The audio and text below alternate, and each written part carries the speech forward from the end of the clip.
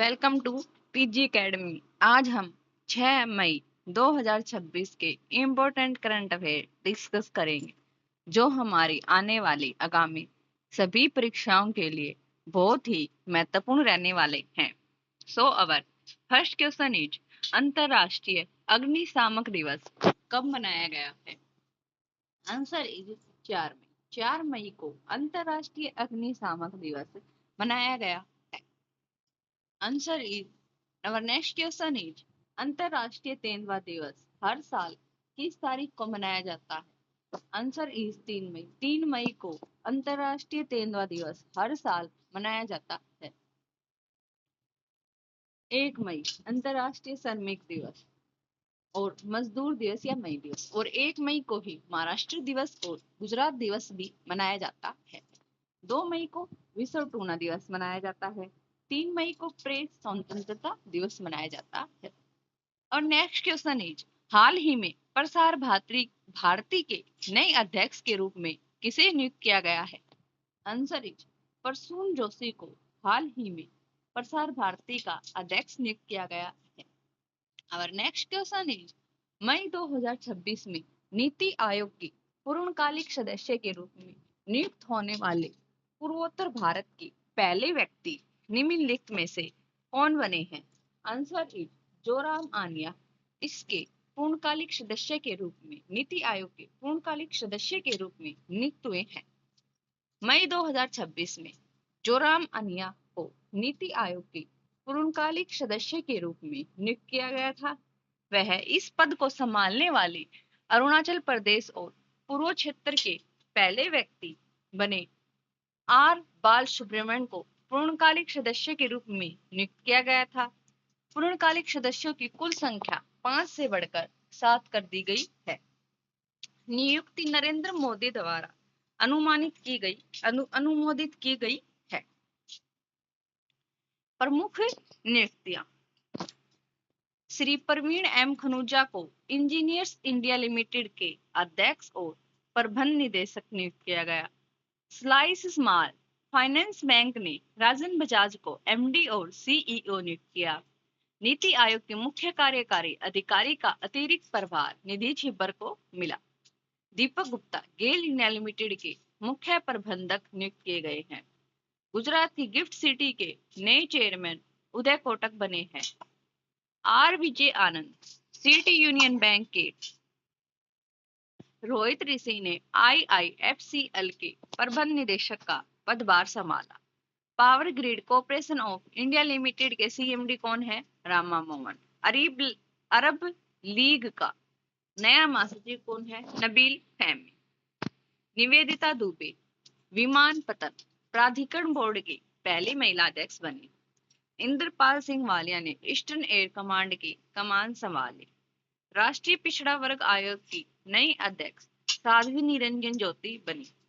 नवगठित राष्ट्रीय दंत चिकित्सा आयोग के पहले अध्यक्ष के रूप में डॉक्टर संजय तिवारी को नियुक्त किया गया। नागरिक उड्डयन महानिदेशालय का महानिदेशक वीर विक्रम यादव।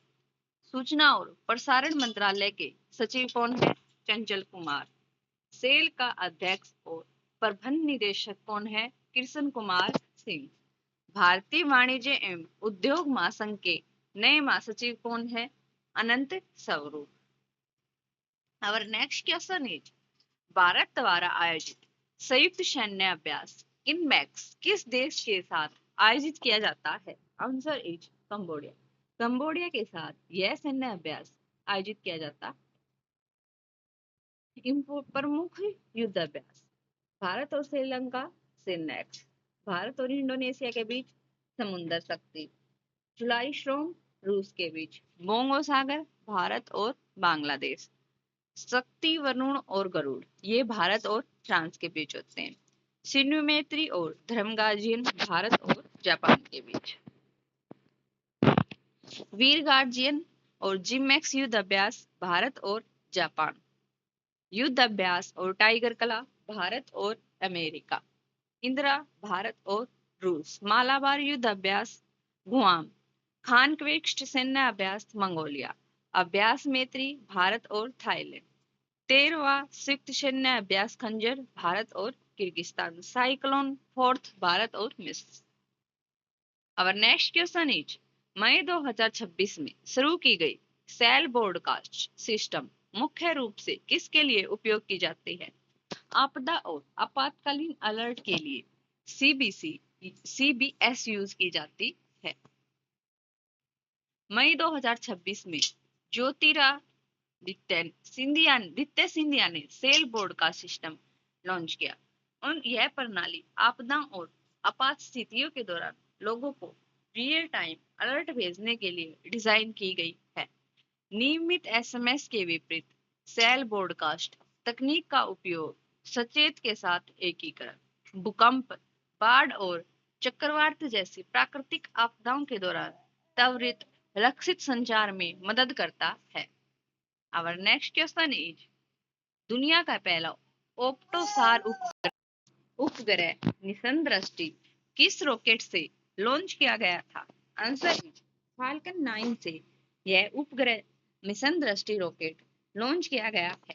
मई 2026 में गैलेक्स आई स्पेस सॉल्यूशन प्राइवेट लिमिटेड ने मिशन दृष्टि लॉन्च किया। उपग्रह को फाल्कन 9 रॉकेट से लॉन्च किया गया था। एसएआर बादलों के माध्यम से रात भी इमेजिंग सक्षम बनाता है।